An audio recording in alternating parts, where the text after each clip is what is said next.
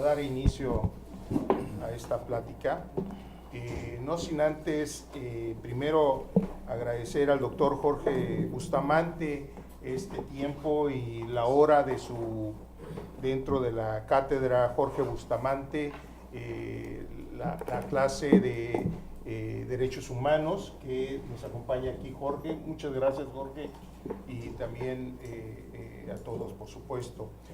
Hoy tenemos un invitado especial, Andrés Ramírez Silva. Él es el titular de la Comisión Mexicana para la Protección de los Refugiados en México.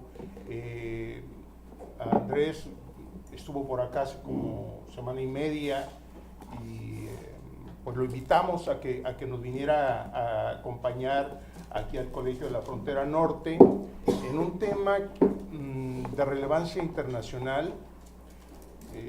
Creo que no tan solo en México se ha ido incrementando la importancia de todos los procesos de refugio y asilo en los distintos países, y creemos que ahora en América Latina en general, en México ahora particularmente, el incremento de solicitudes de refugiados en los últimos 3 años ha tenido un crecimiento espectacular, sobre todo y muy especialmente este año. Y creo que si hay una persona que nos puede hablar es precisamente Andrés, que tiene, pues bueno, que tomó desde el 1 de diciembre del 18 la Comar.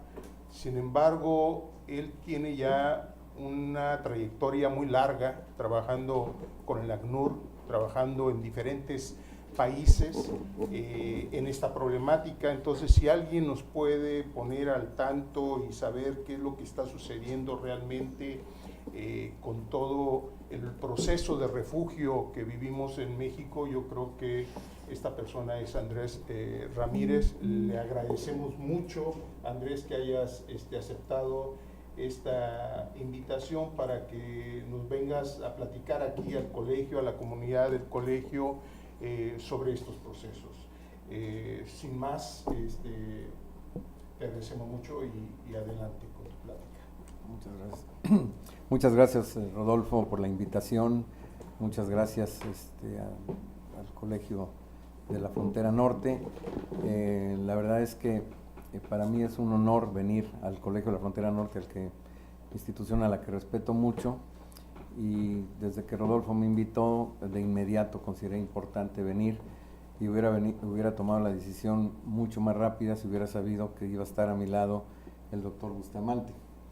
El doctor Bustamante es un referente para todos los mexicanos y a nivel internacional también en todo el tema migratorio, una institución por sí misma, una persona no solamente gran académico, sino un gran visionario y un gran emprendedor, porque si no hubiera sido por él no estaríamos nosotros aquí disfrutando de este escenario maravilloso con una vista espectacular. Yo no sé por qué Tonatiuh se fue. Realmente yo de aquí no me hubiera ido nunca. Tengo una vista de maravilla y un lugar precioso. Así es que yo creo que todos ustedes son también privilegiados de poder estudiar, investigar y trabajar acá. Así es que es para mí un gran honor y pues muy muy contento de estar aquí con ustedes y poder compartir algunas ideas y algunos elementos de lo que está pasando, o de lo que yo pienso que está pasando a nivel del tema de refugio en México. ¿Se escucha bien, perdón? ¿Sí? Bueno, yo quisiera hablar sobre todo de las características, por eso así le he llamado a la charla, las características de la situación de refugiados en México que estamos viviendo hoy, y cómo éstas se distinguen de otras olas de refugiados que hemos tenido en nuestro país a lo largo, sobre todo, del siglo XX.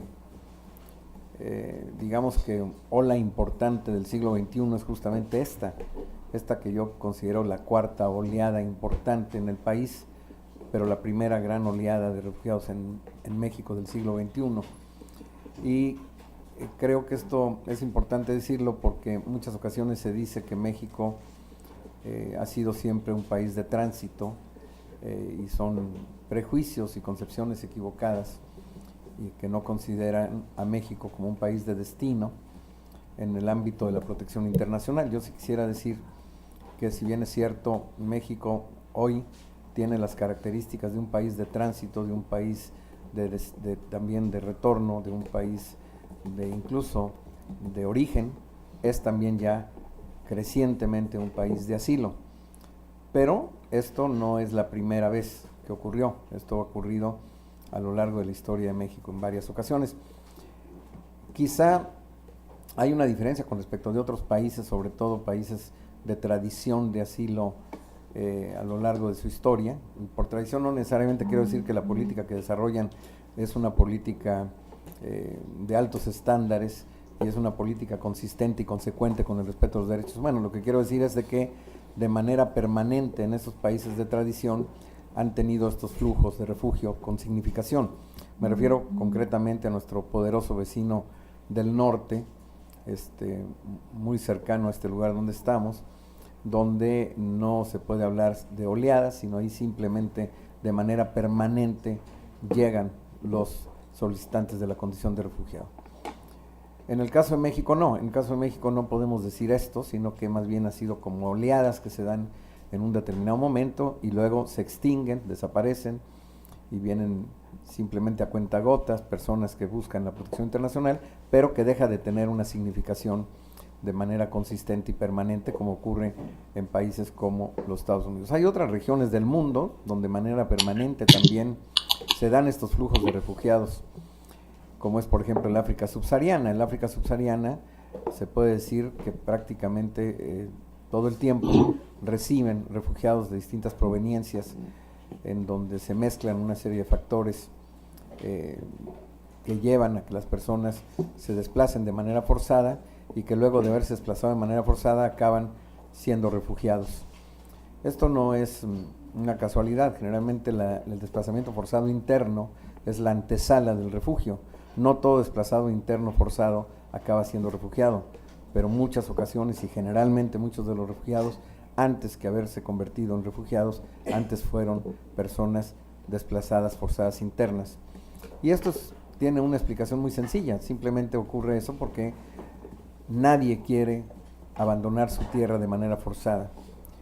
No es, y lo dice el mismo nombre, parece hasta una tontería decirlo.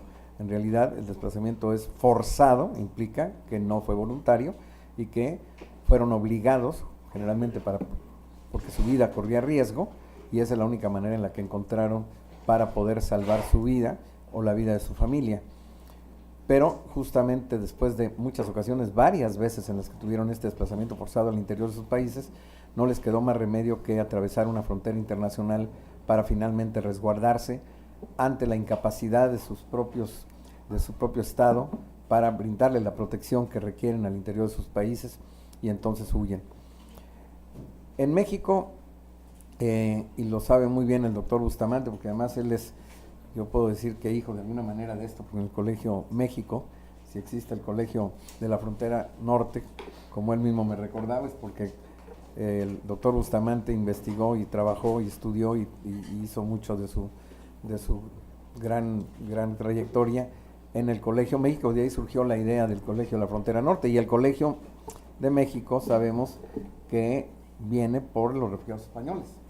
Así es que todo está finalmente interrelacionado. Esta primera gran oleada de refugiados en México, de gran significación, que fue la de los refugiados españoles a finales de los 30, los 40, con esa gran visión del general Lázaro Cárdenas y con también esa posición humanitaria que lo caracterizó, pues llegaron muchos, no solamente intelectuales, no solamente científicos, no solamente artistas de gran renombre a México, sino que personas comunes, porque muchas veces se olvida eso y se piensa que todos los que llegaron fueron grandes intelectuales y científicos y artistas, pero no, en esa primera gran oleada vino, la verdad, cantidad de personas con trayectorias distintas, y lo que se trata de subrayar acá es ese gran gesto humanitario en condiciones, y esto es importantísimo, en esa primera oleada, y esa es una característica, que no había ni siquiera la Convención de Refugiados de 1951, no había una normativa jurídica internacional, no había una ley de refugios, ni mucho menos, no existía una normativa ni una estructura institucional, simplemente había la voluntad política de un gran estadista como era Lázaro Cárdenas para emprender esta actitud de abrirle las puertas de México a los refugiados españoles en épocas en las que solamente la Unión Soviética y México abrieron las puertas, en una situación sumamente complicada. Muchos tuvieron un tránsito de mucha pena, de mucha tragedia, para finalmente llegar a México, pero lo importante a subrayar es que México abrió las puertas y ese fue un gran gesto, un momento muy importante, de gran apremio histórico, coyuntural, para que México tuviera la recepción de esa primera oleada. Una segunda oleada, y que creo que ustedes, la gran mayoría, son personas bastante jóvenes, no lo vivieron, pero algunos de nosotros que no nos conocemos al primer hervor, lo vivimos mucho, que fue la segunda oleada importante de significación, que eran las personas que venían en busca de protección internacional en el marco de las grandes dictaduras en el Cono Sur y en general en América del Sur, porque no solamente estamos hablando de Uruguay, Paraguay, Brasil, Chile, sino que también Bolivia y el propio Perú, en donde hubo dictaduras tremendas, había grandes torturas, persecuciones, violación sistemática de los derechos humanos, en una situación verdaderamente dantesca, y que en México se les dio acogida a estas personas. Muchos de nosotros tuvimos muchos maestros, tanto a la licenciatura como a nivel de la maestría, que justamente eran maestros que provenían de ser víctimas de estas dictaduras del Cono Sur. Y México en ese momento jugó un papel importante en abrirle la puerta a muchas de estas personas. Desafortunadamente se da una situación paradójica. México era un poquito un candil de la calle y de oscuridad de su casa, porque mientras que le abría las puertas a muchas de estas víctimas desplazadas de manera forzada y huyendo literalmente de esta política terrible que seguían las dictaduras del Cono Sur y de América del Sur, en México pues también se desarrollaba persecución, o sea que tampoco tenemos que creer que todo era miel sobre hojuelas en aquel entonces, sino que al mismo tiempo acá en México se daba una feroz persecución. Mucha gente fue víctima de una verdadera escalada violenta en contra de muchos dirigentes estudiantiles, dirigentes políticos, muchos de ellos perdieron la vida, muchos de ellos fueron desaparecidos, muchos de ellos fueron torturados. Es una gran ironía, yo sí quería decirlo porque si bien es cierto, fue muy interesante e importante el papel de México al abrir las puertas, pues creo que no hay que olvidar que al mismo tiempo se tenía una política no de mucho respeto a los derechos humanos al interior del país. Entonces ahí hay un sentimiento ambivalente, interesante, pero para los fines específicos de la charla, en realidad se trata de una segunda importante oleada. Y fíjense que las características son un poco distintas con respecto a la primera oleada. La tercera oleada es una oleada de características todavía más diferentes. Es una oleada que tiene que ver directamente con las guerras que se están desarrollando en América del Centro, Centroamérica, y muy particularmente con la política de tierra arrasada de Ríos Montt y de Lucas, allá en los años 80, finales de los 70, inicios de los 80, en México todavía, al igual que cuando la segunda oleada todavía no había ley en México de refugio, en la segunda oleada no había tampoco ningún tipo de institución, ni se creó ningún tipo de institución que se hiciera cargo de ninguna manera de estas personas, pero en la segunda oleada ya existía la Convención de Refugiados de 1951, y ya el protocolo del 67, aunque México aún no era signatario de estos instrumentos internacionales. En la tercera oleada, México, hay una diferencia, se crea por decreto presidencial, aún estando como presidente López Portillo, la Comisión Mexicana de Ayuda a Refugiados en el año 1980, como una comisión intersecretarial presidida por la Secretaría de Gobernación. Y aquí es importante decir que, sin embargo, esta comisión tenía un atributo de atender a las personas que habían llegado en necesidad de protección internacional, pero no para desarrollar el proceso de determinación de la condición de refugiado. O sea, no se le dan atribuciones en el proceso de elegibilidad a la Comisión Mexicana de Ayuda a Refugiados, porque además no existe una normativa jurídica en México. México no es todavía signatario de la convención y México no tiene una normativa jurídica, no se establece, no se elabora la ley de refugiados. Sin embargo, se crea por decreto esta comisión intersecretarial. Y eso fue muy importante porque gracias a eso México pudo dar respuesta al flujo masivo de refugiados, ahí sí, con características muy distintas con respecto a las dos primeras oleadas, pero de refugiados sobre todo de origen maya, de varias distintas etnias mayas que llegan despavoridas huyendo de la política de tierra arrasada, una política sanguinaria que arrasaba pueblos enteros, familias enteras, no solamente violaban mujeres, eran cosas atroces, atrocidades de las peores que ha habido en la historia del siglo XX, y huyendo justamente de esa tremenda persecución masiva, llegaban pueblos enteros. No todos los pueblos guatemaltecos huían y se venían a México, muchos de ellos se mantenían en resistencia al interior de Guatemala. Se genera lo que se llaman las comunidades de población en resistencia, comunidades que tenían como mística y convicción la necesidad de mantenerse en resistencia ante los embates de esta despiadada política de tierra arrasada de Lucas y de Ríos Montt. Pero sí, más de 50,000 personas, no les quedó más alternativa, familias enteras, de cruzar el territorio nacional, pero con una cosmovisión muy propia de la territorialidad indígena, de quedarse simplemente en la frontera, tratar de no alejarse de los sitios fronterizos. No había en la mentalidad de estas personas, siquiera les pasaba por la cabeza irse a los Estados Unidos. Ese no era un tema, como no lo fue el tema en la primera oleada, como no lo fue el tema en la segunda oleada y como no fue el tema en la tercera oleada. O sea, todas estas tres oleadas, si bien es cierto, tienen sus particularidades concretas que se distinguen unas de las otras, tenían como común denominador que con toda claridad llegaban a México para quedarse en México, y no era un tema el pensar siquiera en la opción de ir a los Estados Unidos. Y así ocurría también con estos refugiados guatemaltecos. Ahí lo que se hace es un reconocimiento que se conoce en la jerga internacional y que está así establecido en la Convención de Refugiados de 1951, un reconocimiento prima facie, es decir, llegan y se les reconoce por el solo hecho de haber llegado a nuestro país a sabiendas, con toda claridad, de que estaban huyendo de masacres y de una política terrorista, despiadada, de persecución. Muchísima gente fue desplazada al interior de Guatemala, muchísima gente fue asesinada, fue masacrada, pueblos enteros, pero hubo gente que se salvó y que en México se le dio la hospitalidad para que estuvieran aquí asentados en nuestro país y que pudieran vivir bajo la protección del Estado mexicano. Hay que decir, sin embargo, teniendo una posición un tanto crítica y no lineal, sino pensando la cosa a más profundidad, que en sus inicios no fue todo miel sobre hojuelas, no fue que la gente llegó y que de inmediato la política del Estado mexicano fue aceptarlos y acogerlos de manera generosa y humanitaria.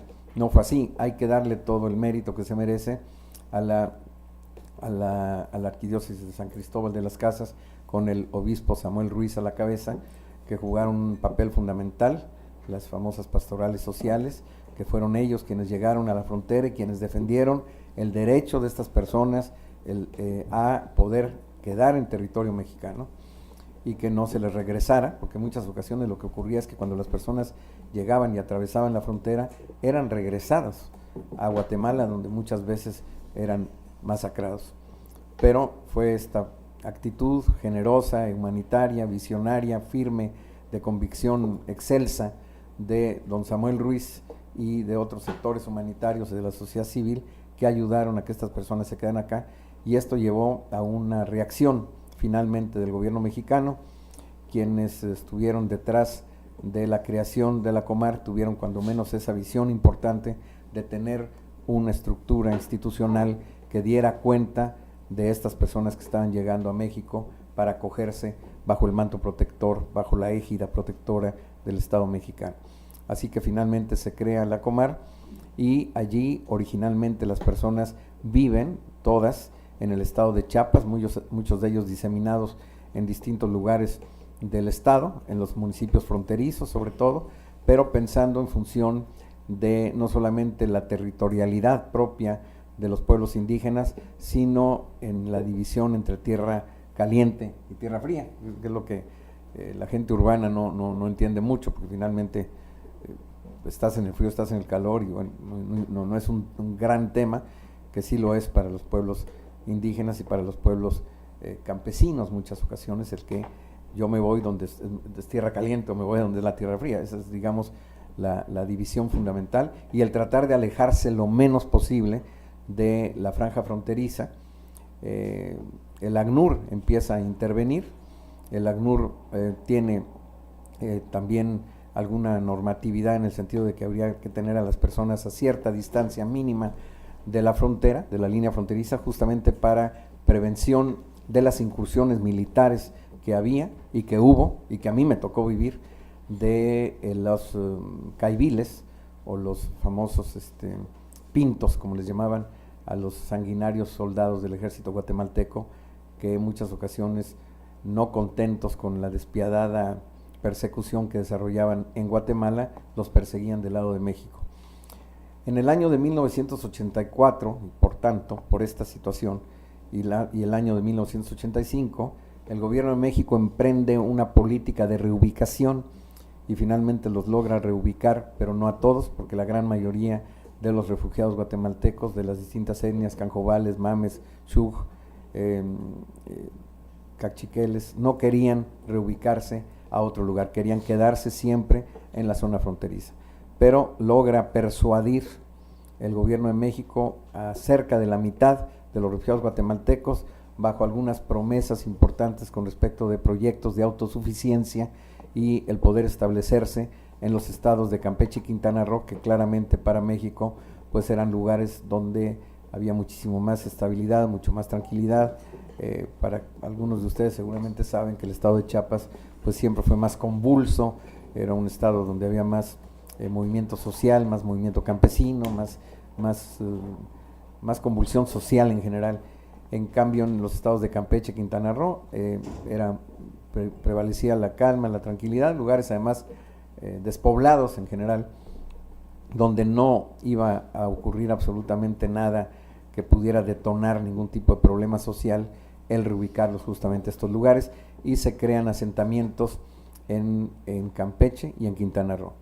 Y luego se queda más de la mayoría de la población en Chiapas, y esto es lo que constituye, digamos, la tercera gran oleada, y ahí esta se termina en lo fundamental cuando se firman los acuerdos del 8 de octubre del año 1992, cuando tras unas negociaciones muy importantes, y yo diría que son casi un hito en la historia de los refugiados a nivel mundial, el que los líderes de los refugiados logran sentar a los dirigentes del gobierno guatemalteco para negociar las condiciones de su retorno colectivo y organizado a Guatemala.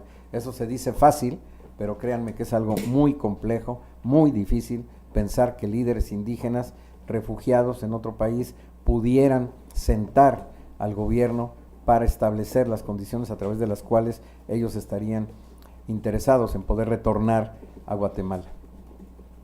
Esto se daba en el marco de un diálogo mayor, que era el diálogo entre la URNG, la Unidad Revolucionaria Nacional Guatemalteca, que agrupaba a varias organizaciones guerrilleras, como la ORPA, el FAS y el Frente, el EGP, que estaban agrupados entre la URNG, que era el diálogo entre el gobierno y la guerrilla.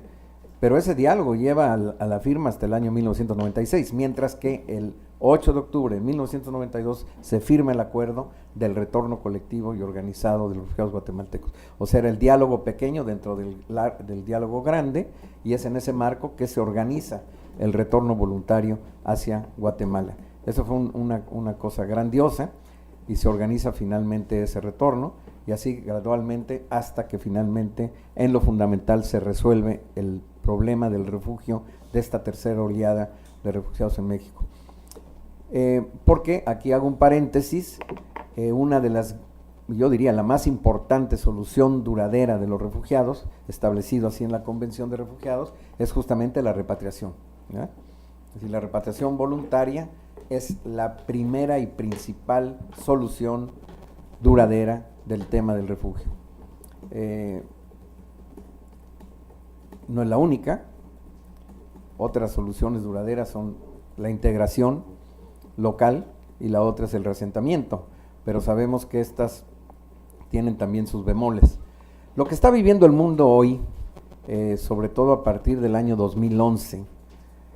Tiene características muy especiales y ya son 8 años que estamos viviendo esta situación a nivel mundial, y dentro de ese marco quisiera inscribir lo que acontece con la cuarta oleada y las características de esta oleada, que es sobre lo que quisiera centrar la mayor parte de mi charla hoy, que es el tema de que sistemáticamente, año tras año, desde 2011, ha crecido y se ha roto el récord de personas desplazadas de manera forzada a nivel interna y a nivel mundial.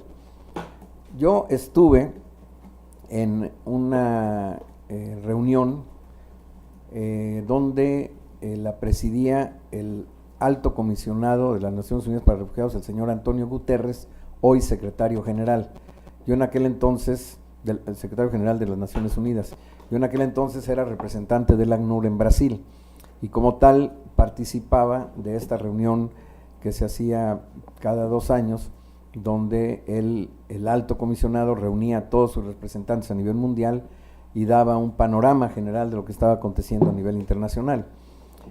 Y no se me va a olvidar nunca que el señor Antonio Guterres, que desde mi punto de vista muy personal fue un gran alto comisionado, no obstante, él tuvo una apreciación equivocada en el año 2011, cuando él pensaba que el tema del desplazamiento forzado ya se iba a dar muchísimo más derivado de los problemas medioambientales. Empezó a estar en boga mucho la discusión al respecto del tema de lo que les llamaban los refugiados ambientales, y que el ACNUR obviamente nunca reconoció ni nunca aceptó, porque bueno, no existe ninguna normativa jurídica internacional para establecer que personas que por razones de algún desastre natural tengan que huir de su país y tengan que atravesar una frontera internacional. Eso no existe. Y el ACNUR pues nunca ha aceptado el concepto de refugiado ambiental. Sin embargo, en aquel entonces entró mucho en boga, porque efectivamente por los cambios climáticos empezó a incrementarse los episodios de desastres naturales de distinta naturaleza, que llevaron efectivamente a mayor número de desplazados internos y también de personas que tuvieron que salir de su país porque no tenían cómo quedarse en su país ante los desastres naturales. Y entonces Antonio Guterres en aquel entonces señaló que él consideraba que más y más el tema central en el que tendría que abocarse el ACNUR era el tema de las personas que tenían que salir por razón de los desastres naturales. Y sin embargo, parecía como la predicción de que justamente lo que iba a ocurrir era todo lo contrario, que a partir de ese momento empezó a intensificarse como nunca el número de personas que salían por razones de conflictos. Parecía que sus palabras eran premonitorias de lo contrario, porque justamente concluyendo esa reunión empezó a saberse que a nivel internacional empezaron a haber muchísimos movimientos importantísimos de lo que se conoció como la primavera árabe en el África, en el Asia, en varios lugares del Medio Oriente, en Bahrein, en varios lugares. Y hasta en el año 2012 incluso, y como parte de este proceso, surge el problema de Siria, más allá de que no solamente los conflictos internos, sino también asusados por intervenciones extranjeras de distinta naturaleza y de distintas proveniencias, llevaron a la exacerbación del conflicto en Siria, que ha llevado esto a la tragedia humanitaria de la mayor proporción desde la Segunda Guerra Mundial, y de la cual aún no se sale, y de la cual todavía tenemos noticias de flujos de millones de personas en los países aledaños a Siria. Entonces sí, lo que vimos es una escalada, y esa escalada ha llevado a que a partir de ese año tras año, se ha roto el récord del número de personas desplazadas internas y del número de refugiados. Ya el año pasado se llegó a 25.9 millones al cierre del año 2018 de personas refugiadas en el mundo. Yo quería decir esto porque alguno de los medios ahora que me entrevistó me decía que qué pasaba en México, y yo le decía que México no es ajeno a una perspectiva global, a un fenómeno que se está dando a nivel internacional y que no solamente se está dando en México. Desde luego hay ciertas subregiones o ciertas regiones del mundo donde son más acentuadas, digamos, las dinámicas tendenciales de crecimiento de la población que huye de los conflictos y de la persecución. Y el caso de México, pues ese es uno de esos casos donde se está dando un incremento notable de este número de personas que están solicitando la condición de refugiado. Y así ha sido justamente en México. Desde el año 2011, casualmente, ha crecido año tras año el número de personas que solicitan la condición de refugiado. Antes del 2013 no rebasaban los 1,000 las personas que solicitaban la condición de refugiado en México a nivel anual. A partir del 2013 se ha aumentado y el año 2013 llegó a 1,296 el número de personas que solicitaron la condición de refugiado a nivel de México, y cada año siguió subiendo, casi duplicándose año tras año, y llegó finalmente al año del 2017 a rebasar los 14,000 y el año 2018 a 29,640. O sea, tenemos nosotros un incremento casi del doble año tras año después del año 2012-2013. Y en el año 2019, al cierre justamente del 30 de septiembre de este año, tenemos 54,377 personas que han hecho su solicitud. O sea, estamos ya llegando a la mitad, al 30 de septiembre. Ahora en octubre, ahorita estamos aquí, ¿a qué fecha estamos? ¿A 20? ¿20 es hoy? 21. A 21 de octubre, seguramente ya rebasamos los 60,000, por ahí estamos. Entonces, vemos que ya duplicamos lo que tuvimos a final del año pasado y todavía no termina el año. Entonces estamos esperando que si hacemos la proyección, que rebasemos los 70,000 personas solicitando la condición de refugiado en México este año. Es difícil, no tenemos la bola mágica porque hay una serie de elementos inesperados que surgen. Por ejemplo, en el año 2016 ni siquiera sabíamos que íbamos a empezar a tener tantos refugiados venezolanos. En el año 2015 no tuvimos refugiados venezolanos y en el año 2016 empezamos a tener un número no tan importante de refugiados venezolanos, y es hasta el año 2017 cuando ya el flujo de refugiados venezolanos en México cobra importancia. El año pasado, por ejemplo, todavía en abril no teníamos ningún refugiado nicaragüense, pero es justamente a partir de mayo del año 2018 donde se suman los nicaragüenses. Este año, por ejemplo, de ninguna manera pensábamos que íbamos a tener refugiados cubanos y refugiados haitianos, porque los números que tuvimos todos los años pasados de estas nacionalidades eran irrisorios. Sin embargo, hoy tenemos de manera muy significativa a los cubanos y a los haitianos como parte de las principales 7 nacionalidades que están solicitando la condición de refugiado en México. Esto nos lleva a empezar a identificar una serie de características que distinguen esta nueva ola de refugiados en México con respecto de las otras 3 oleadas que tuvimos en el pasado. En primer lugar, esta oleada, a diferencia de las otras, es una oleada que no se limita a una sola subregión. La primera oleada era solamente de España, la segunda era solamente la subregión de América del Sur, la tercera oleada era solamente de Guatemala, pero esta cuarta oleada tenemos Triángulo Norte, tenemos Nicaragua, tenemos Venezuela y tenemos el Caribe.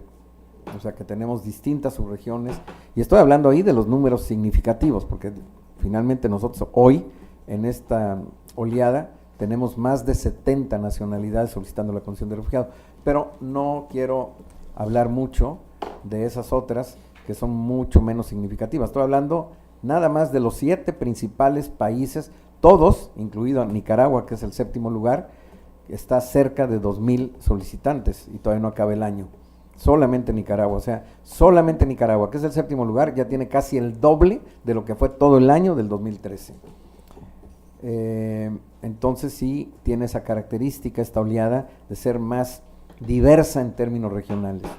Una segunda característica muy importante es que, a diferencia de las otras 3 oleadas, donde claramente las personas llegaban para quedarse en México y solamente en México, y solicitaban o llegaban o era ofrecido el asilo en México para quedarse en México, fuera el caso de los españoles, fuera el caso de los políticos que llegaron en la época del Cono Sur, o fueran los refugiados guatemaltecos. Pero en esta cuarta oleada hay una mezcla muy interesante que la hace más compleja, no solamente por la diversidad regional de donde provienen, sino por el hecho de que muchos de estos también tienen interés de llegar a los Estados Unidos. O sea, ahí hay una situación que complejiza aún más esta cuarta oleada respecto de las oleadas anteriores. Esto hay que hacer un distingo entre nacionalidades porque no todas se comportan de la igual manera. No es lo mismo en lo que piensan los africanos que lo que piensan los venezolanos, que lo que piensan quienes provienen del Triángulo Norte, Centroamérica, por lo que corresponde al tema de ir o no ir, o hasta qué punto querer ir a los Estados Unidos. Pero sí es una característica importante de esta cuarta oleada el considerar que sí se mezcla, se imbrica como un aspecto de mayor complejidad el tema de la escogencia al respecto de la posibilidad de muchos de esos sectores de también ir a los Estados Unidos. Otro elemento muy importante que estamos cada vez teniendo como característica especial ahora es que de manera creciente, conforme los años van pasando, está aumentando el peso específico que tienen los niños, niñas, adolescentes y mujeres en esta oleada. El año pasado, para ponerles el ejemplo solamente del cierre del 2018, tuvimos 67% de las personas que llegaron que eran niños, niñas y mujeres. Ahora, al cierre del 30 de septiembre, ya un poquito más del 71% de las personas que provienen en estas oleadas son niños, niñas, adolescentes y mujeres. O sea, está cada vez más incrementándose el número de personas provenientes de estos perfiles. Y también entender que cada vez más está creciendo las mujeres titulares que llegan a solicitar la condición de refugiado. Muy importante, creo yo, es entender, y esto lo decía yo anteriormente, que están proviniendo personas también extracontinentales. El tema con los extracontinentales, sin embargo, es que la mayoría de ellos no quieren solicitar la condición de refugiado. Y aquí hay un elemento que yo sí quiero subrayar. El tema de la solicitud de refugio o de la condición de refugiado es un tema voluntario. O sea, hay gente que me pregunta, y bueno, ¿y por qué no les obligan? No, nosotros no podemos obligar a las personas a que se vuelvan refugiadas o a que soliciten la condición de refugiadas. No podemos tener una actitud paternalista ni autoritaria de hacer que las personas forzosamente, para volvernos más famosos o no sé para qué, obligarlos a que se vuelvan refugiados, porque eso no funciona, no es correcto, éticamente también, sino porque además son personas a las que son adultos, que tienen toda la capacidad y el criterio para saber qué es a final de cuentas lo que les conviene. Yo con eso no estoy diciendo que muchas de estas personas no estén en necesidad de protección internacional. Puede ser que sí, puede ser que muchas de estas personas lleguen a México y que estén en necesidad de protección internacional, pero eso no significa que estén obligadas a solicitar la condición de refugiado, pero que si la obligación de la Comar en la medida de nuestras capacidades está en informarle a estas personas al respecto de sus derechos en cuanto a la posibilidad de que puedan acceder al procedimiento y que tienen todo ese derecho de hacerlo, están en su libertad de hacerlo y que si así lo desean, están las puertas abiertas de la Comar para que así lo hagan, pero que no podemos nunca nosotros forzarlos e imponerles que necesariamente tengan que solicitar la condición de refugiado. El resultado de esto es que la mayoría, la inmensa mayoría de los subsaharianos, del África subsahariana que llegan, no solicitan la condición de refugiado. Sin embargo, sí ha crecido el número de personas que provienen de estos lugares. Tengo yo aquí así. Por ejemplo, les voy a dar algunos datos acá. El año pasado, del África, llegaron 112 solicitantes, de todo el año, y de todas las nacionalidades africanas. Este año ya más que se triplicó, ya tenemos 335 solicitantes de la condición de refugiado de todos los países del África subsahariana. O sea, sí ha aumentado, y sí hay gente que está expresando ese deseo de manera creciente. Sin embargo, la suma de todos estos países de proveniencia africana subsahariana, con 335, es más o menos la sexta parte, el total de esa suma, con respecto del séptimo lugar en el ranking, que son los nicaragüenses, con un poco más de 1,800 solicitantes. Entonces, sí, es verdad, ha incrementado mucho, sí, es verdad, más y más países del África subsahariana tienen nacionales interesados en solicitar la condición de refugiado en México, pero sigue siendo relativamente un número minoritario con respecto de las principales nacionalidades que están expresando su deseo de solicitar la condición de refugiado en México. Quiero decir que otra característica, ya no sé ni cuál estoy, en quinta o sexta, característica importante de esta cuarta oleada, que lo complejiza mucho más, y ustedes lo viven y lo saben muy bien, viviendo y trabajando, investigando y estando en los temas de migración y de refugio en la frontera, es el tema del famoso MPP, que viene a añadir un ingrediente aún mayor a toda esta complejidad. O sea, tradicionalmente, cuando México tuvo que enfrentar oleadas o la política humanitaria de asilo con respecto de personas provenientes de otros países, pues no teníamos nosotros la idea de que íbamos a recibir del norte, ¿verdad? Recibíamos del sur o recibíamos de otros lugares, como fue el caso de los españoles, pero no del norte, no de los Estados Unidos, y menos de que nos lo regresaran las personas que habían pasado por territorio nacional, que llegaran a solicitar la condición de refugiado a los Estados Unidos y que los devolvieran para esperar en la frontera mexicana un procedimiento que le corresponde a los Estados Unidos. Esto nos agrega a la complejidad del fenómeno, y nosotros claramente en la Comar tenemos una posición muy clara. Nosotros no estamos dispuestos a fomentar que estas personas soliciten la condición de refugiado en México. ¿Por qué? Porque nos parecería casi como una complicidad con una política que a nosotros nos parece falta de seriedad institucional del otro lado, porque eso le correspondería a los Estados Unidos.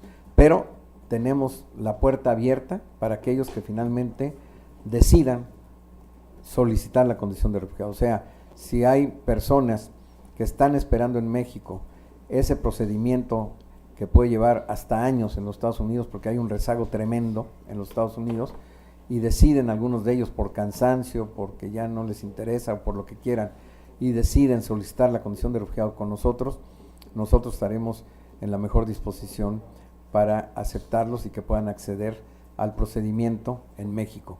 Pero nuestra posición es muy clara, no vamos a fomentarlo y no vamos a exaltarlos y exhortarlos para que así lo hagan. Esta es una característica importante, distinta también de las oleadas pasadas. Y quiero concluir diciendo que también, y en todo caso lo dejaría ahí para preguntas que tengan, si quieren ustedes hacer, que es el tema de la aplicación de la Declaración de Cartagena para ciertas nacionalidades que creemos que podrían tener esa posibilidad.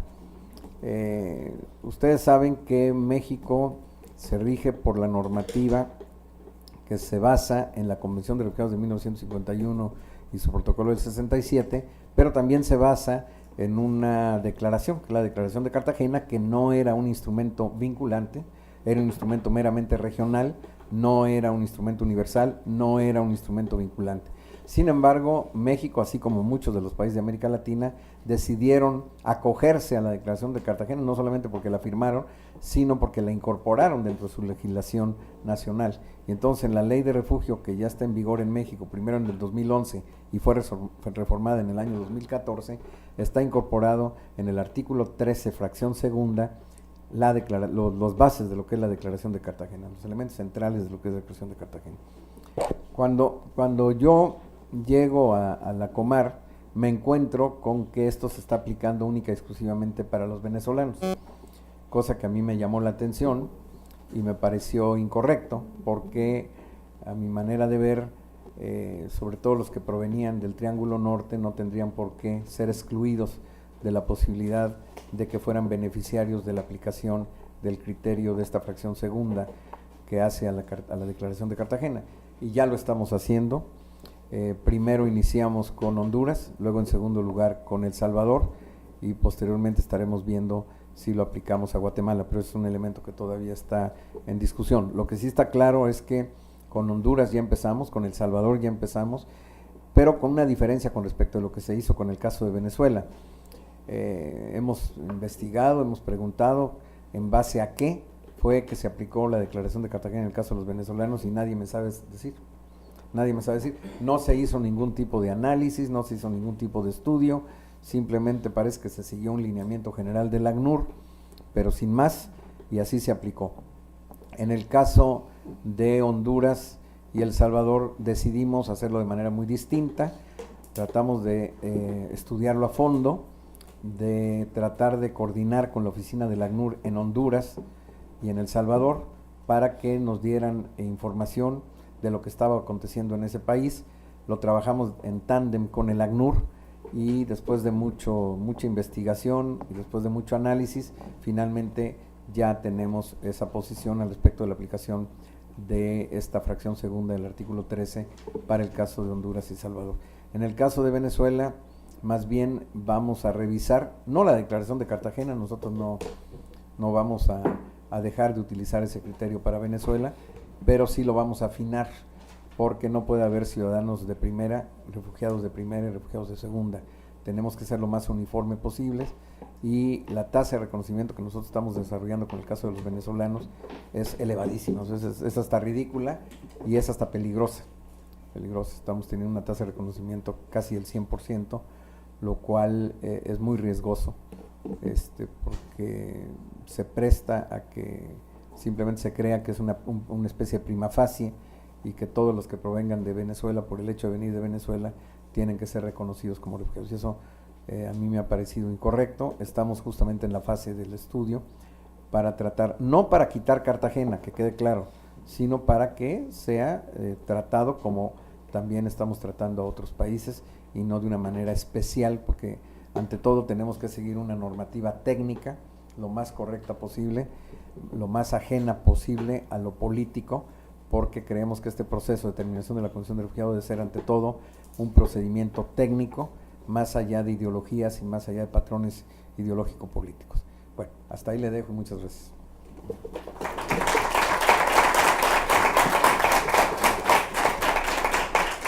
Muchas gracias, Andrés, por esta plática bastante sustanciosa y enriquecedora de todo lo que ha sido las distintas olas de refugio en México, pero principalmente las características de esta última cuarta ola en México.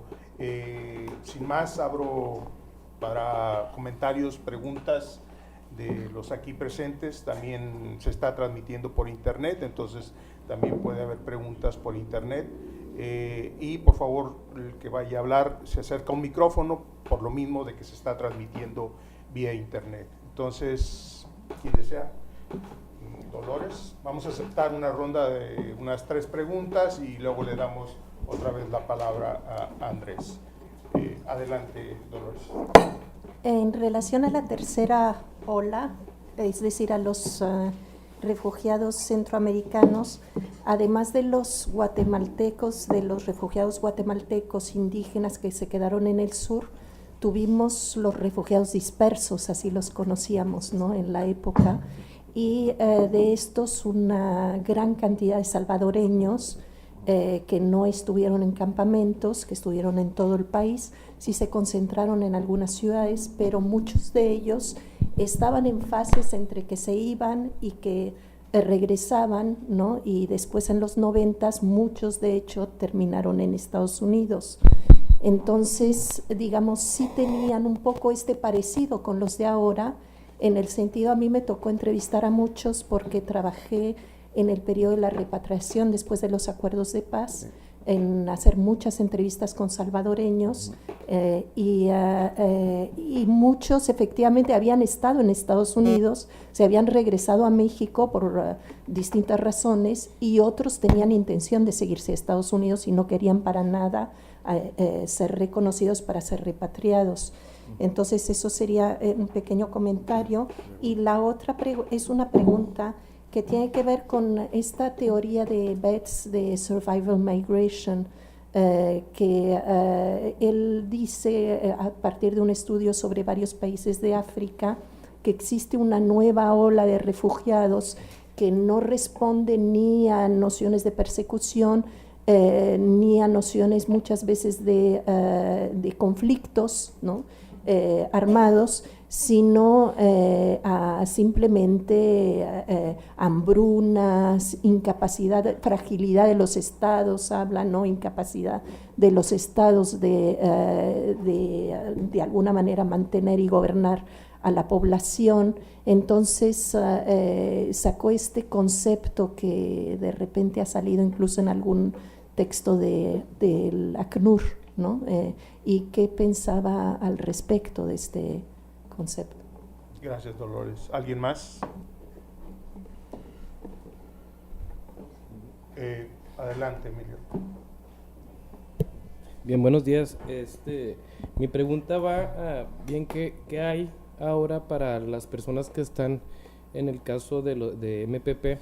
O sea, si ha habido cercanía respecto a qué se les puede ofrecer con esto que menciona de que pues el reconocimiento de refugio es voluntario.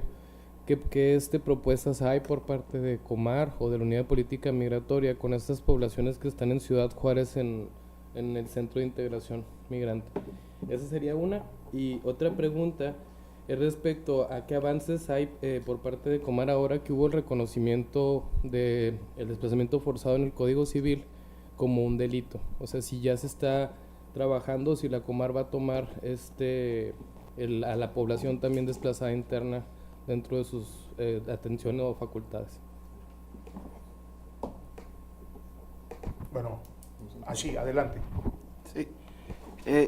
Ha habido una serie de cuestionamientos hacia la política migratoria de Andrés Manuel en términos de plantear incluso algunos que hay una violación a los derechos humanos, sobre todo de los africanos, las africanas que tienen su claro destino en Estados Unidos y que se niegan a ser refugiados.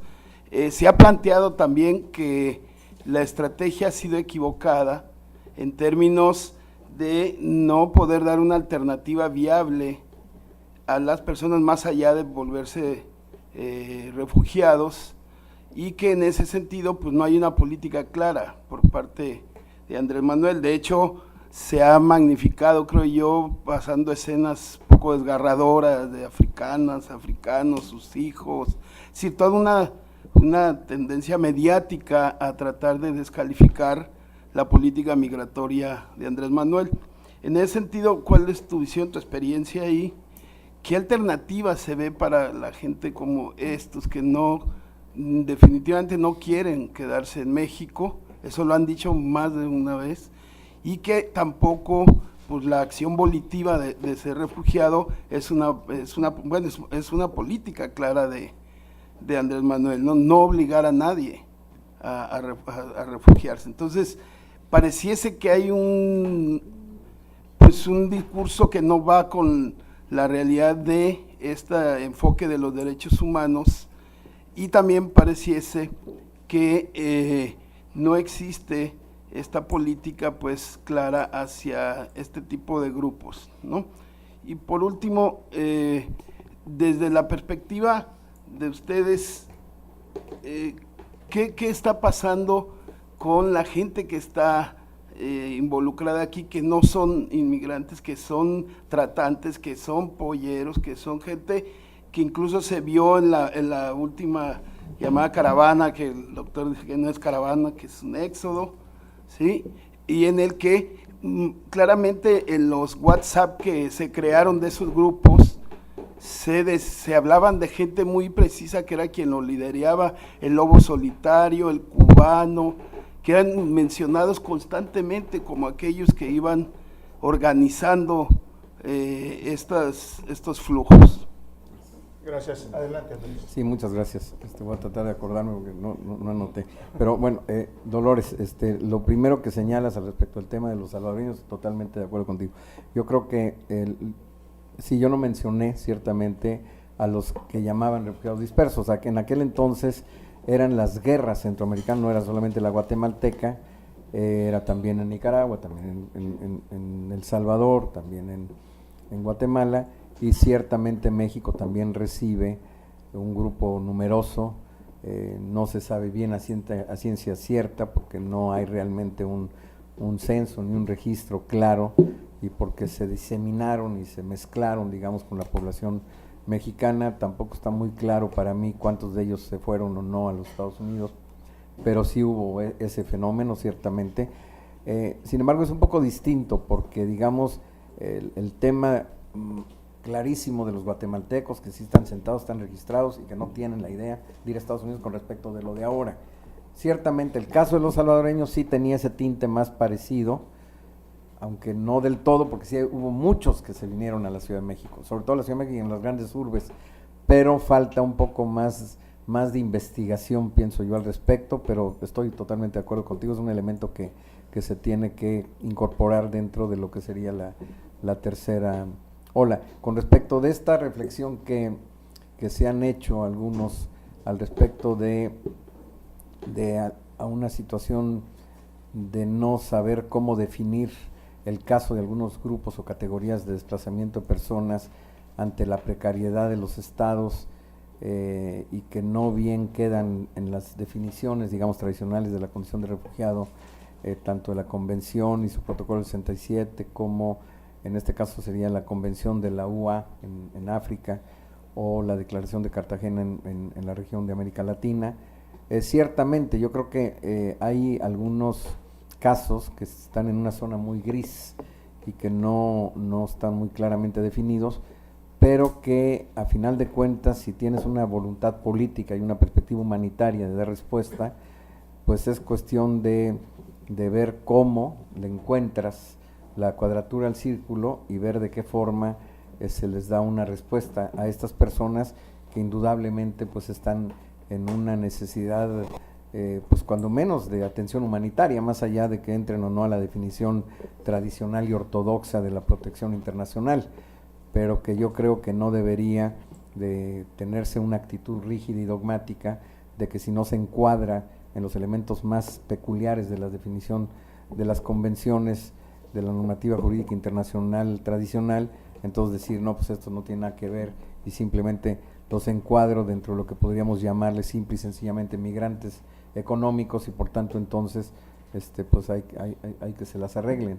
Es un tema bien complejo que yo creo que la realidad diversa del mundo contemporáneo va a llevar a que finalmente se encuentre algún tipo de solución más normativa, pero hoy por hoy dista de ser una situación que se le encuentre una solución cercana, sobre todo porque lo que está prevaleciendo en el mundo de hoy es la política restrictiva. Es decir, si hoy, por ejemplo, revisáramos la Convención de Refugiados de 1951, sería para mal. Es decir, si revisáramos la Convención, daríamos una marcha atrás.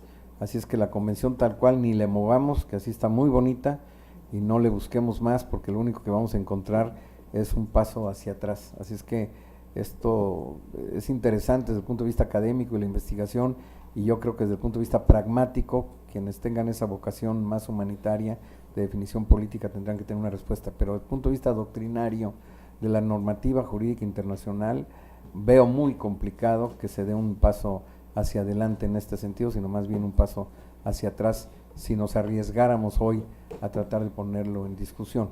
Al respecto de lo que señalaba el compañero, así ya están olvidando las preguntas, preguntaste dos, una era...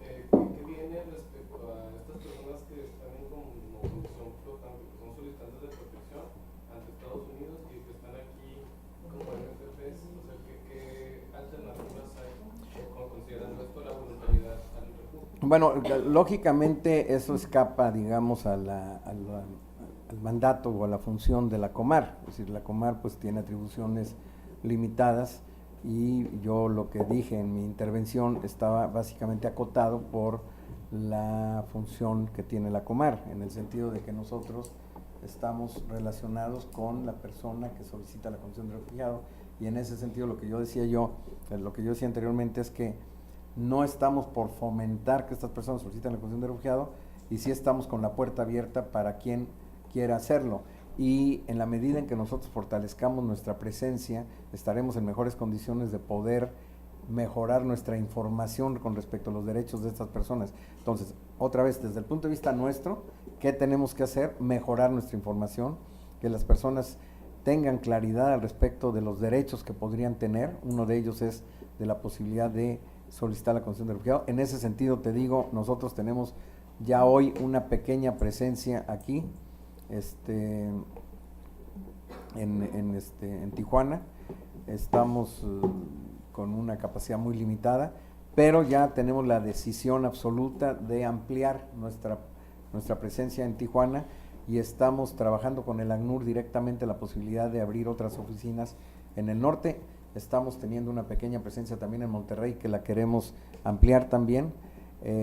Tenemos una idea de también abrir en Saltillo, pero muy probablemente en algún otro lugar de la frontera, pero eso todavía lo tenemos en discusión con el ACNUR, pero seguramente lo vamos a hacer porque está volviendo un tema de gran importancia, está muy relacionado con el tema del presupuesto. Creo que vamos en mejor camino con respecto a lograr un presupuesto más razonable, y si ese es el caso, con toda seguridad lo vamos a hacer. Ahora, tu pregunta va más allá, tu pregunta va al respecto de qué hacer, y bueno, ahí en la política del presidente se creó también una comisión, y ahí el encargado es el subsecretario Duarte de la Frontera Norte, con respecto de qué acciones se pueden tomar para apoyar a estas personas. Ahí nosotros no estamos directamente vinculados.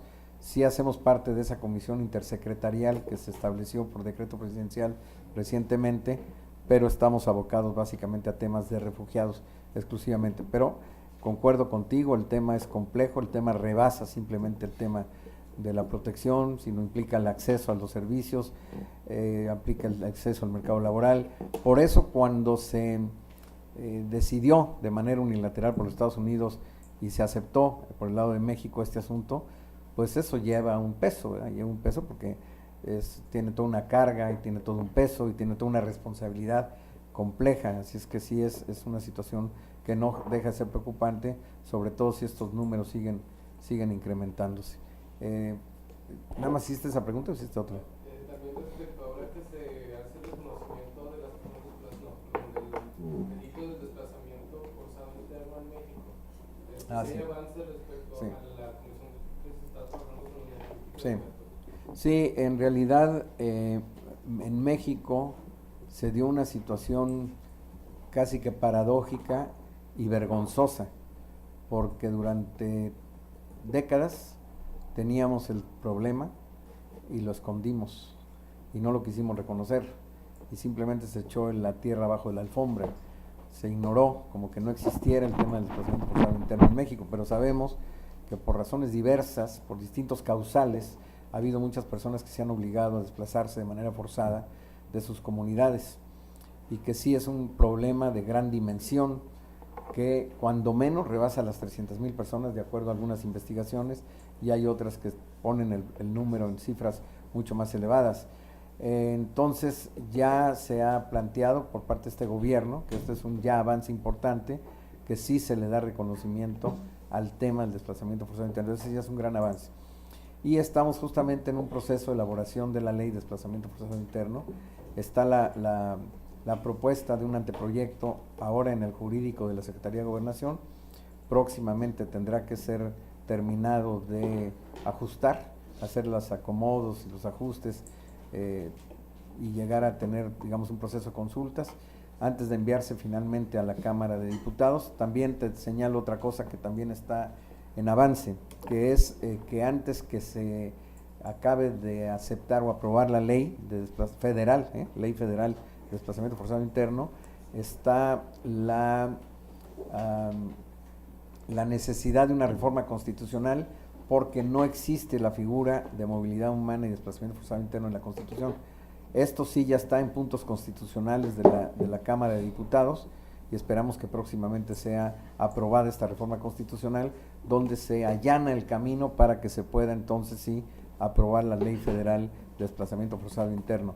Ahí, dentro de esa iniciativa, la idea es que quede establecido con toda claridad el marco jurídico, pero también el marco institucional y el elemento presupuestal, sin el cual es imposible trabajar. Y dentro del marco institucional, la intención es que la Comar juegue un rol de operación, que podamos operar, lo que significará necesariamente que tengamos una estructura adicional y distinta y separada, disociada de la estructura de refugio, porque claramente, a pesar de que ambos casos sean víctimas de desplazamiento forzado, es muy diferente el hecho de ser desplazamiento forzado interno que ser desplazamiento forzado derivado de un conflicto o una persecución en un país ajeno y que sean personas extranjeras. La forma de tratar uno y el otro es diametralmente opuesta y por ello requiere de una estructura organizativa separada de la de refugio. El compañero preguntaba, el compañero preguntaba algo sobre sobre la política migratoria de... Esta perspectiva me parece simplista de decir que están violentando derechos humanos, que no se le está dando un trato humanitario a los migrantes, a todas los y las africanas. Sí, bueno, en cuanto a lo de los africanos, yo decía que es muy importante entender que, y no es un asunto del presidente, yo creo que es un asunto de sentido común. Tú no puedes obligar a nadie a ser refugiado. Es decir, yo de hecho considero que de hecho son refugiados, no todos, pero digamos una buena mayoría de ellos, que provienen de países en donde si nosotros les rascamos un poquito, casi en todos ellos están sufriendo conflictos importantes. Sin embargo, existe en la normativa mexicana que estas personas tienen que expresar ese interés de solicitar la condición. Está en la ley, pues no es un asunto mío. En ningún lugar dice que los tienes que obligar o que tú a fuerza los tienes que volver refugiados o que automáticamente proveniendo de un país en donde hay un conflicto se conviertan en refugiados. Eso no existe en la ley mexicana, ni existe la idea prima facie con respecto de las personas que provienen del África. Eso no existe, ni nadie lo plantea, nadie lo plantea. Entonces ocurre que nosotros sí nos hemos dado la tarea en informar a los africanos al respecto de ese derecho, porque ahí sí estamos en la capacidad de hacerlo, porque muchos de ellos están concentrados en Tapachula, donde tenemos una presencia importante, tenemos una oficina importante que ha ido creciendo, porque hay que decir que el 60% de las solicitudes y el 66% de los solicitantes están en Tapachula, o sea, es enorme la cantidad de gente que llega justamente entrando por el Suchiate y llegan a Tapachula. Entonces tenemos una presencia importante allí y sí hemos tenido mucho roce, digamos, con estos africanos, digamos, cuando menos con un sector importante de ellos, y sí hemos podido en varias ocasiones informarles al respecto del derecho que tendrían de solicitar la condición de refugiado, pero como les dije, les di números anteriormente, ya son 335 al cierre de septiembre, la mayoría de los cuales en Chiapas, que sí han manifestado ese interés, pero la gran mayoría no, y nosotros no, ahí no es un tema de derechos humanos, no derechos humanos, yo creo que es un tema de respetar la voluntad de las personas. Ahora, el tema de otro tipo de políticas que se llevan a cabo en materia migratoria, pues no es atribución nuestra, o sea, nosotros estamos limitados a la política de refugio y ahí nosotros respondemos y tratamos de hacer lo mejor que podemos en función de nuestras propias capacidades. Sí sabemos que la política inicial que se desarrolló migratoria por parte del gobierno actual era de más puertas abiertas, claramente, pero las circunstancias que se fueron dando, la evolución de los acontecimientos y la situación de la relación bilateral con los Estados Unidos llevó a algunos ciertos ajustes en esas circunstancias. El subsecretario de Gobernación Encinas ha dicho que no es que haya cambiado la política de migración, sino que tuvo que sufrir ajustes en función de los avatares propios de la coyuntura, pero que esos ajustes serán pasajeros y que tendrá que finalmente regresarse a esa estrategia inicial que se estaba desarrollando.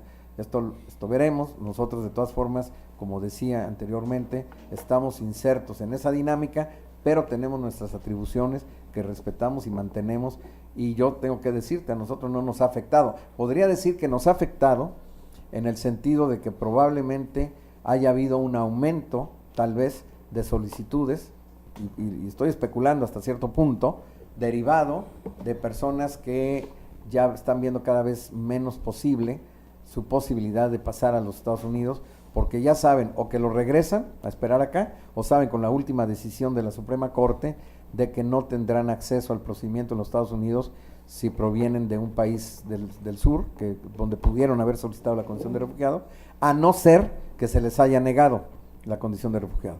Pero si se les negó, lógicamente, allá pues es muy difícil pensar que aunque los acepten, pues no los van a reconocer. La tasa de reconocimiento en los Estados Unidos es bajísima, en México es bastante alta, si acá se les negó, pues yo no veo cómo los van a, digo, es sentido común, no veo cómo los van a aceptar, pero nosotros sí, una cosa que hacemos mucho énfasis es que ante todo el respeto a los derechos humanos de todos los solicitantes es una condición sine qua non de nuestra oficina. Eso es un elemento que en la capacitación que damos permanentemente lo acentuamos. Tenemos un proceso de capacitación a nivel nacional de manera conjunta con el ACNUR. Ya hemos hecho, Cintia, 7 creo, ¿no? 7 capacitaciones, 8 ya, en distintos aspectos de la protección internacional, del registro también. Estamos avanzando en distintas áreas y aristas, y sí, siempre el acento es el respeto a los derechos humanos ante todas las personas, y tan pronto nos enteramos, porque tampoco tenemos ese don de la ubicuidad, pero apenas nos damos cuenta de que alguien maltrata a alguna persona, se le llama la atención severamente. Si esto se persiste, pues la persona no podrá seguir trabajando, porque no podemos querer ser humanitarios maltratando a las personas. Me parece una cosa totalmente absurda. Sí. Bueno, ahora tenemos 2 intervenciones a través del internet, Andrés. Doy lectura. José Elías Matuc Pérez. Hola, buenos días. Mi pregunta es, ¿por qué México tardó varias décadas en firmar la Convención de Ginebra de 1951 y su protocolo de 1967? ¿Por qué lo hizo hasta el año 2000? Esa es una pregunta de Elías Matuc.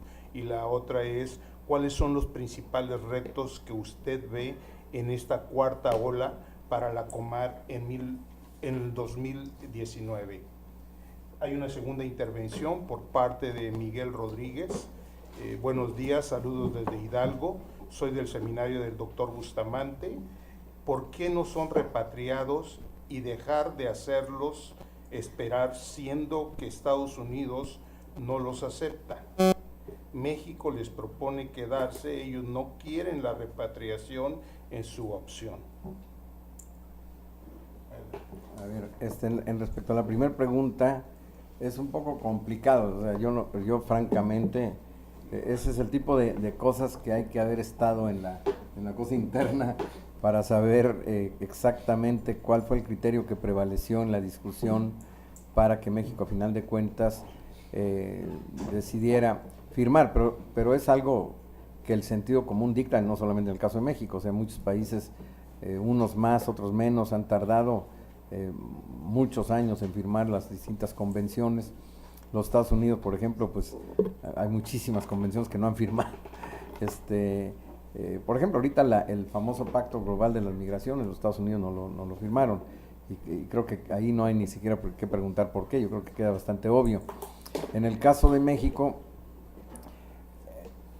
yo creo que el tema del enorme imán que significa los Estados Unidos, y no me dejará mentir acá el doctor Bustamante, ese es, digamos, un mal que tenemos tremendo, ¿no? Tremendo, que no es fácil despojarnos de ello. Es un sello que tenemos ahí permanente, estar al lado del país más poderoso del mundo con 3.200 kilómetros de frontera. Nos hace pensar siempre mucho al respecto de las políticas que seguimos y las decisiones que tomamos, porque sabemos que siempre tendrá algo que ver con el vecino del norte, y indudablemente será así, es inevitable. Es demasiada la fuerza descomunal y relativa, comparativa con México y los Estados Unidos. Entonces, cada vez que se trata de tomar una decisión estratégica en relación a convenciones o firmas de tratados, pero especialmente con aquellos que tienen que ver con temas de migración y con temas de refugio, se le piensa bastante. Y yo lo dejaría ahí. Yo no sé exactamente cuál fue la discusión. Yo no quiero especular, porque no conozco digamos, las entrañas de cuál fue el debate interno de lo que pensaba el Estado mexicano en respecto de eso. Pero seguramente, eso sí lo puedo asegurar, prevaleció muchísimo ese tema de lo sensible que es el haber finalmente decidido. También hay un tema de incomprensión. Muchas veces no se entiende que el firmar una convención de esta naturaleza, al final de cuentas, tampoco te está generando un problema tan grande como a veces se considera. O sea, es también un poquito de ignorancia, que conforme se va aprendiendo ya se va dando uno cuenta que tampoco es una cosa del otro mundo. había otra pregunta. Sí, ¿cuáles son los principales retos que usted ve en esta cuarta ola para la Comar? Sí, bueno, yo creo que definitivamente los principales retos son el fortalecimiento de la capacidad operativa de la Comar, que pasa necesariamente por la capacidad financiera de la Comar. Buena parte del trabajo que yo desarrollo radica en la recaudación de fondos. Tengo que decir algo que no dije en mi presentación, que es el hecho de que nosotros tenemos acuerdos con el ACNUR, en donde el ACNUR nos da un apoyo enorme. Nosotros hubiéramos colapsado si no fuera por el hecho de que nosotros hemos tenido un apoyo financiero muy importante, que hemos tenido muchas contrataciones que hemos hecho de personal para trabajar con nosotros, hechas por el ACNUR, la capacitación que nos han ayudado muchísimo, la asesoría técnica que nos han dado. Creo que todos esos elementos nos han ayudado tremendamente para poder avanzar. Sin embargo, yo habiendo trabajado en el ACNUR, soy consciente de que no es correcto que nosotros dependamos única y exclusivamente del apoyo que venga de fuera, sino que tenemos que fortalecer nuestras propias capacidades. Entonces, el reto principal, y de ahí se deriva todo lo demás, es el fortalecimiento institucional, que pasa necesariamente por una claridad que tenga el Estado mexicano de la importancia que tiene el hacernos responsables de nuestros compromisos internacionales y el dotar a la Comar de los requerimientos presupuestales, financieros y en materia de personal capacitado y profesional de calidad para poder desarrollar esto. La buena noticia es que parece que estamos por fin avanzando en el buen sentido a conseguir un buen presupuesto. Ya tuvimos la posibilidad de presentarnos con el secretario de Hacienda, ya tuvimos la posibilidad de haber estado en la reunión de la Comisión Intersecretarial de Migraciones, presidida por Marcelo Ebrard, en donde justamente este fue un tema que fue apoyado unánimemente. Ya tuvimos la noticia reciente del Congreso de un punto de acuerdo al respecto de que habría que apoyar a la Comar, y posteriormente también la Cámara de Diputados acaba de aprobar, bueno, no de aprobar, de proponer, porque tendrá que ser la Cámara de Senadores las que ratifiquen esta propuesta, de que de las tarifas aeroportuarias el 2% vaya a la Comar. Esta es una cosa reciente, acaba de ocurrir, y justamente en esta semana o quizá la próxima, ya finalmente el Senado tendrá que aprobar. Nosotros estamos haciendo el cabildeo correspondiente también con la Cámara de Senadores, y esto que parece algo muy trivial, el tema económico, pues no es tan trivial, es fundamental, porque si no nosotros no podemos estar en las mejores condiciones para trabajar óptimamente y desarrollar todo lo que nosotros necesitamos para poder trabajar bien. Y también comentarles que tenemos un acuerdo con el ACNUR para que también ellos puedan canalizar recursos directamente a la SEGOV. Firmamos un acuerdo marco, y dentro de ese acuerdo marco, estamos por firmar un acuerdo más específico de traslado de fondos del ACNUR a la SEGOV, etiquetados para la Comar, para que también esto nos pueda contribuir. Sí, gracias. Sí, mira, hay una pregunta, la vuelvo a leer, es de Miguel Rodríguez, y dice, ¿por qué no son repatriados? Supongo se refiere a los que están en el estatus de MPP. ¿Por qué no son repatriados y dejar de hacerlos esperar, siendo que Estados Unidos no los acepta? México les propone quedarse, ellos no quieren. La repatriación es su opción. Ya. A ver, bueno, estas personas al estar en México aquí no están como solicitantes, es decir, están esperando el procedimiento que se desarrollaría en los Estados Unidos. Entonces, acá no tienen el estatus de solicitantes. Entonces, no le corresponde a la Comar ver el tema de la repatriación o no de estas personas, sino eso se está trabajando a través de la OIM y INAMI, creo también, ¿no? Es OIM, INAMI, Siempre y cuando manifestaran que sí quieren. Exactamente, pero bajo la condición de que manifiesten la voluntad de repatriarse, porque aunque no sean solicitantes, como sí lo son, o la idea es que lo son del lado de Estados Unidos, no es correcto, no sería apropiado que se les repatrie a fuerza.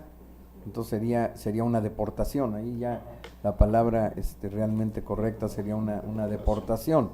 Entonces, por eso la respuesta a eso es de que pues, no lo haríamos, a no ser que, y yo estoy entendiendo que varios que sí han manifestado su deseo, pues la OIM les da lo que les llaman el retorno asistido, Entonces sí se le repatria al que así lo desea, hasta donde yo tengo como información. Tenemos una pregunta aquí en la sala, Janet. Buenas tardes o días. Respecto al caso específico de la migración venezolana, ¿podría ampliar un poco el detalle de las características del perfil y la tasa de reconocimiento de esos refugiados? Y si puede, por favor, ampliar o darnos su opinión personal de cómo se está manejando el tema de la migración venezolana en América del Sur. Lorena. Por favor. Buenos días. Mi consulta va en torno al tema de las personas que ya obtuvieron la condición de refugiado en México. Quisiera saber, en ese sentido, ¿qué ha hecho la Comar? ¿Hay algún tipo de seguimiento para las personas que ya tienen la condición de refugiado? Y concretamente quisiera saber de esta cuarta oleada, si tienen casos, no sé, de programas de reasentamiento o programas de integración, saber un poco qué está pasando con las personas que ya obtuvieron la condición de refugiado, para entender un poco si se hace un seguimiento o simplemente obtuvieron la condición y ya se perdieron en México, ya no se sabe de ellos. Gracias. Sí, gracias. Sí, bueno, voy a empezar por esto último y luego ya hablo de los venezolanos. Bueno, el tema de la integración claramente no es un aspecto solamente de la Comar, sino del Estado mexicano. Es algo muy importante entender que la sociedad mexicana tiene que contribuir a este proceso de integración, que es un proceso multifacético, que tiene varias dimensiones, un aspecto económico, un aspecto legal, un aspecto social, un aspecto cultural, y que las diversas instituciones que están de alguna forma relacionadas con cada una de estas dimensiones tienen que contribuir a este proceso. ¿Qué le corresponde a la Comar? Porque eso se puede decir teóricamente, pero si nadie lidera este proceso, si nadie toma en las riendas de este proceso, de forma natural, pues se va a dar, pero se va a dar de una manera muy compleja, muy difícil, se prolongaría demasiado. Entonces nosotros tenemos que buscar la forma de tener una especie de catalizador que permita o que contribuya a que este proceso multifacético, multidimensional de los distintos aspectos propios de la integración se puedan desarrollar de una mejor forma y más acelerado. Entonces ese es el papel que nosotros jugamos. En la medida en que nosotros vayamos teniendo nuestra estructura más capacitada en términos operativos, tanto más estamos en las condiciones de liderar el proceso. Pero hoy por hoy, yo creo que sí lo dije, establecimos una mesa interinstitucional que te voy a comentar un poquito más sobre ella. Esa está bajo la presidencia y con la Secretaría Técnica nuestra y bajo la presidencia del subsecretario Encinas. Esa mesa interinstitucional está compuesta por distintas secretarías de salud, de educación, de la cuestión de identidad, etcétera. Y vamos a crear, y de hecho ya estamos en ese proceso, submesas, podríamos llamarle así, temáticas, para que donde en todas esas mesas la Comar juega un rol de liderazgo, pero estarán integradas por las instituciones que les competa justamente el tema específico de esas mesas temáticas. Y hay una mesa de salud, una mesa de educación, una mesa laboral y una mesa de identidad. Y digamos, en lo ideal, y eso es lo que queremos, esto tiene que reproducirse a nivel de todas nuestras oficinas. O sea, tendría que haber un esquema similar aquí en Tijuana también, donde hubiera una mesa interinstitucional temática de salud, de educación laboral y de identidad, con el objeto de que bajo el liderazgo de la Comar las diversas instituciones se comprometan a establecer compromisos concretos respecto de cómo facilitar la inserción de las personas, no solamente las refugiadas reconocidas, sino que solicitantes de la condición de refugiado. Esa es, digamos, la estrategia que se está desarrollando, que es una estrategia que tanto más es viable de ser implementada, cuanto más se nos refuerce la capacidad operativa. Pero ese es el sentido. Respecto del tema de los venezolanos, bueno, yo empecé a adelantar que en el caso de los venezolanos, primera cosa que te digo, somos el país del mundo que más alta tasa de reconocimiento de venezolanos tenemos en el mundo, pero es indiscutible, ¿eh? No hay un país en el mundo que ni se le parezca siquiera a México como lo está haciendo con respecto a los venezolanos.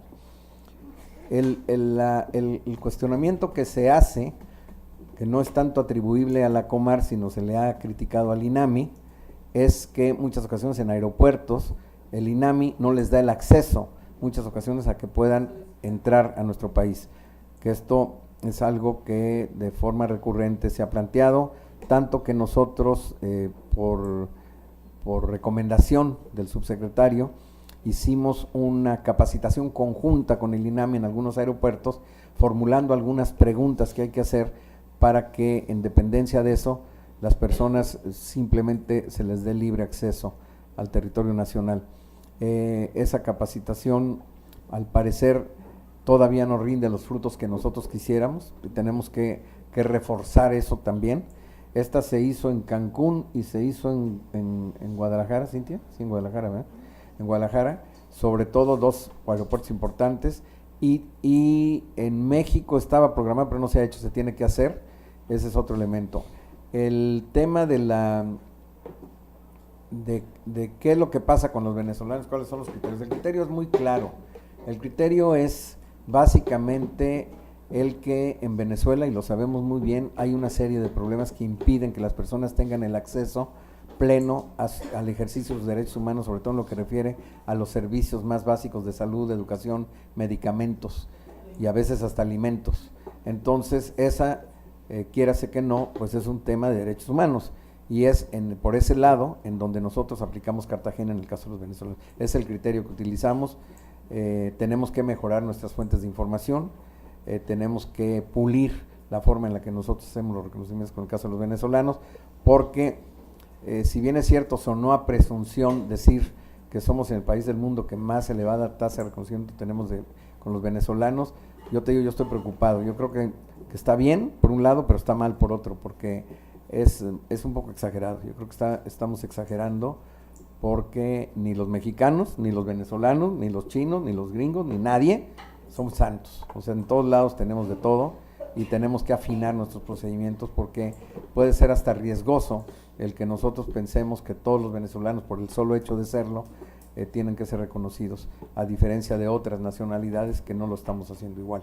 Entonces tenemos que mejorar, no para decir, y lo dije en mi presentación, no para decir que vamos a dejar de aplicar la Declaración de Cartagena en el caso de los venezolanos, sino que vamos a pulirlo, lo vamos a hacer de mejor forma, de manera más profesional, porque yo creo que ahí ha habido algunos problemas, que lo reconocemos varios. Yo lo he discutido, lo he hablado con el ACNUR, lo he hablado con varias organizaciones internacionales, y están de acuerdo conmigo. No es, pero sí, México es el país, puede sonar hasta paradójico, porque México no tiene una posición, digamos,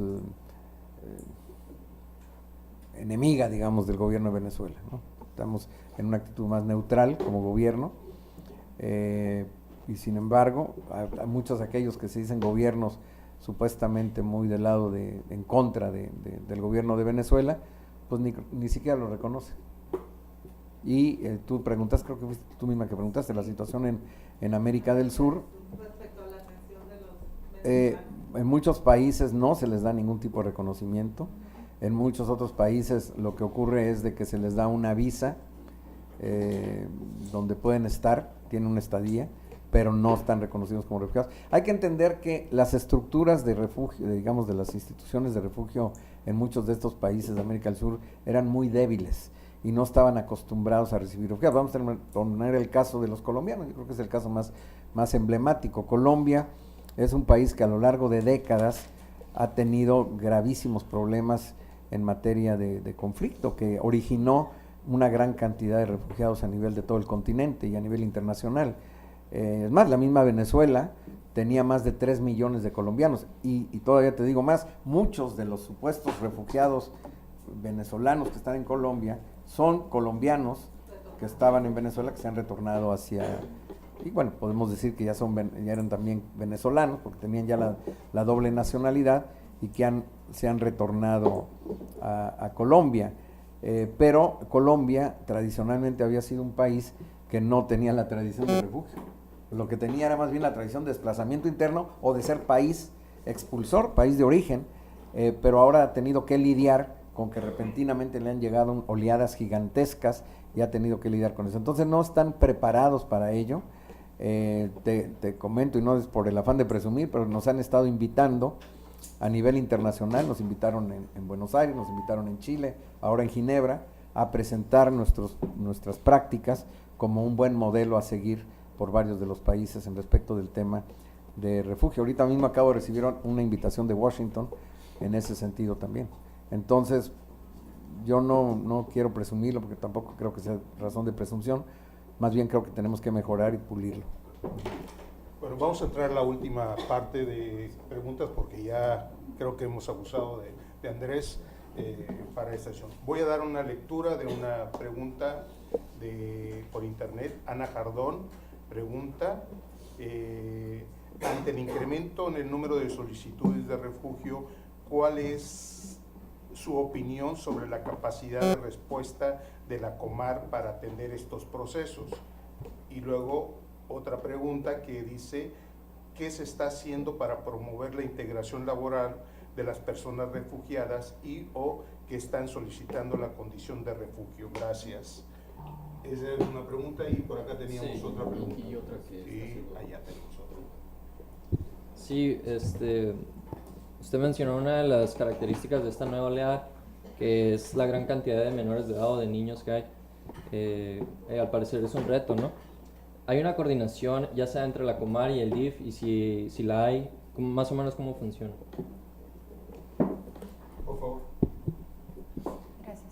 Sí, Adriana Rivera y pertenezco al grupo del taller de Migración y Derechos Humanos del doctor Bustamante. Sí, en este esfuerzo que usted comenta sobre que está realizando o que va a realizar la Secretaría Técnica de la Comar para un abordaje más operativo y articular esfuerzos de todos estos organismos gubernamentales y no gubernamentales para crear como una cuestión de mapas de ruta, de actuación, de protocolos que realmente sean operativos, ¿no? Porque hay, creo yo, ¿no? Se ven e incidan directamente en la inserción de los migrantes, ¿no? Y bajo todas las situaciones y casos diversos, ¿no? En que se presenta.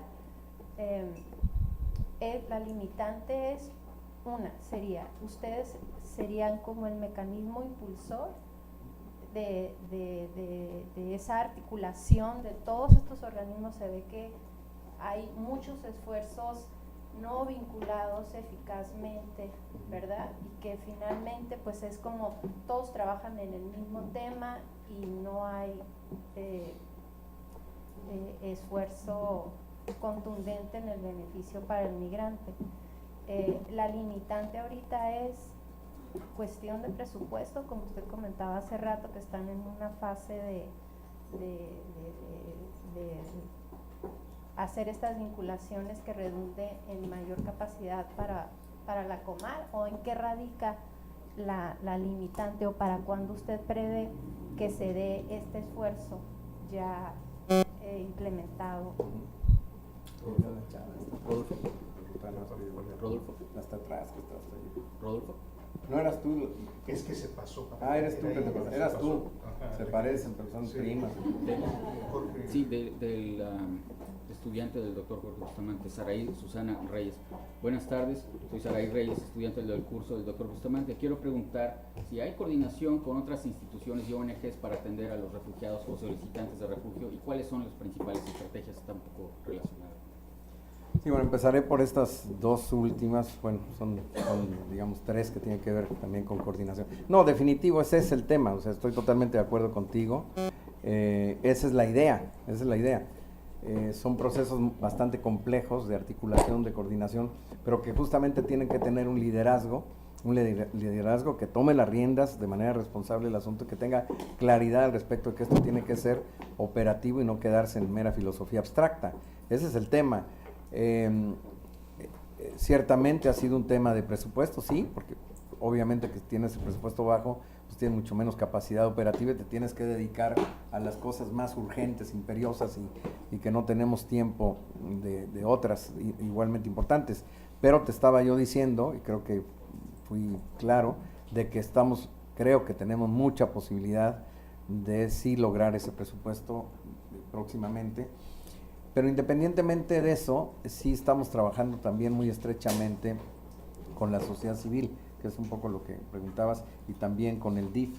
Tenemos mecanismos de coordinación muy específicos, de rutas para atender a la instancia, a la infancia, y coordinación muy estrecha con la sociedad civil. Nosotros tenemos una política de puerta abierta con la sociedad civil, no tenemos ningún problema de ninguna naturaleza, que nos critiquen o no, está bien, pues, es de lo que se trata. O sea, nosotros no queremos incondicionales ni gente que nos esté aplaudiendo. Lo que nosotros queremos es que se mejore el trabajo, y si eso significa que la sociedad civil participe con nosotros, discuta, nos critique, pues qué bueno, es de lo que se trata. Y por eso justamente en esa mesa interinstitucional estamos invitando también a la sociedad civil. O sea, la sociedad civil hace parte de esa mesa interinstitucional, y como te digo, la idea es que porque si no se va a quedar en algo totalmente hueco, vacío. Va a ser con mesas temáticas también, porque si no quedan nada más donde están los grandes jerarcas de la política, y aplauden al final y luego no sirve de nada. Tiene que aterrizar la cosa a nivel más operativo, y por eso es que buscamos estas mesas temáticas en donde ya las instituciones que tengan más relación con las temáticas específicas de ese tema son las que participan. Y luego dije, tenemos que construirlas a nivel del terreno, porque si no se queda a nivel de la Ciudad de México, y eso tampoco sirve de mucho, no porque allá no haya personas refugiadas, sino porque no están concentradas solamente en la Ciudad de México, las tenemos diseminadas en varios lugares del país, y por eso es importante. Pero es un proceso que tenemos que ir construyendo, que es complejo, pero ya lo tenemos claro. O sea, la ruta está trazada, la idea estratégica está clara, los objetivos son muy, muy claros, y bueno, estamos en eso, ¿no? Es un proceso de construcción. ¿Había otra pregunta? Sí, ¿no? Era esta, que también ya habías comentado un poco de qué está haciendo para promover la integración laboral. Así es, hace parte de lo mismo, ¿no? O sea, porque esas mesas temáticas incluyen la mesa laboral, ¿no? Que es un tema importante. Ahí muy importante también el tema del CURP. Tenemos convenios directamente con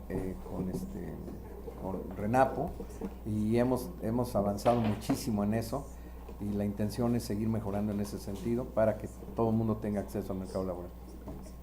Muchísimas gracias, Andrés. Pues le agradecemos, Andrés, esta plática y diálogo con todos ustedes aquí en el colegio. Muchas gracias, Andrés.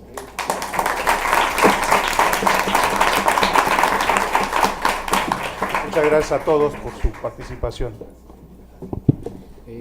Los que están conectados, por favor, no se desconecten.